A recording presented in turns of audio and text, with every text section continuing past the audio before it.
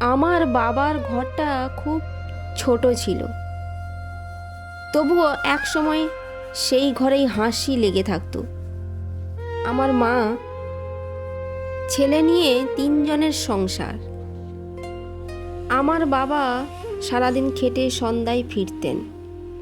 ক্লান্ত শরীরেও ছেলের মুখের দিকে তাকালেই সব দুঃখ ভুলে যেতেন। কিন্তু সংসার সুখের হয় কয়দিন? ছেলে অরুণ বড় হতে হতে স্বপ্ন দেখল বড় চাকরি করবে এবং শহরে জীবনযাপন করবে। ছেলের স্বপ্ন পূরণ করার জন্য পড়াশোনায় খরচ জোগাতো আমার বাবা। নিজের জমিটুকু বিক্রি করে দিলেন। আমার মায়ের গয়নাগুলো একে একে বন্ধক করে দিলেন। তবু তারা বলতেন, ছেলে মানুষ হবে, এই তো আমাদের আনন্দ। ছেলে অরুণ শহরে গেল। প্রথমে ফোন আসতো, তারপরে চিঠি আসতো, তারপর ধীরে ধীরে সব কমে গেল। একদিন আমার মা অসুস্থ হয়ে পড়লেন। ওষুধের টাকা জোগাড় করতে আমার বাবা মানুষের কাছে হাত পাতলেন। সেই রাতে আমার মা বলেছিলেন, ওকে কিছু বলো না, ওর নিজের জীবন আছে।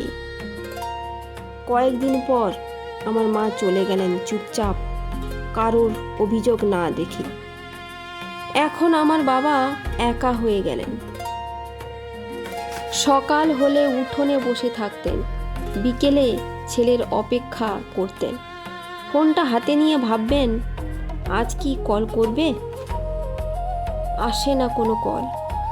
একদিন গ্রামে এক লোক বলল, তোমার ছেলে নাকি শহরে ভালো চাকরি করে। আমার বাবা হালকা হেসে বললেন, ভালো থাকলেই ভালো বাবা। রাতে একা খেতে বসে তিনি থালার দিকে তাকিয়ে থাকতেন। মায়ের রান্নার গন্ধ যেন এখনো ভাসে। বুকের ভেতর জমে থাকা কষ্ট চোখ দিয়ে বেরোয় না, কারণ কাঁদলে দেখবে কে? শেষ বয়সে তিনি বুঝলেন, সংসারের সবচেয়ে বড় দুঃখ অভাব নয়, অবহেলা। সবচেয়ে ভারী কষ্ট ক্ষুধা নয়, একাকিত্ব। তবু প্রতিদিন তিনি প্রার্থনা করেন, হে ভগবান, আমার দুঃখ তুমি নিও, আমার ছেলেটাকে সুখে রেখো। এই তো সংসার, যেখানে বাবা মায়ের কান্না নীরব আর সন্তানের বাস্তবতা খুব জোরে। এতক্ষণ রঘুনাথ নামে এক কাকুর গল্প তুলে ধরলাম তোমাদের সামনে, আমার বাবার নাম করে। কিন্তু আমার বাবা নয়, ওটা আমার একজন কাকাও ছিল। গল্পটা কেমন হয়েছে তোমরা কমেন্টসে জানিও। সত্যি বাস্তব কাহিনী। বাবা মারা সন্তানের জন্য সব কিছুই করতে পারে। সন্তানকে বড় করার জন্য, তাকে নিজের পায়ে প্রতিষ্ঠিত করানোর জন্য, দাঁড়ানোর জন্য অনেক অনেক না, নিজে না খেয়ে, নিজে না পড়ে অনেক চেষ্টা করে। তো তোমাদের ভিডিওটা কেমন লেগেছে এবং রান্নাটা কেমন হয়েছে কমেন্টসে জানিও। আজকের মতো টাটা, বাই বাই।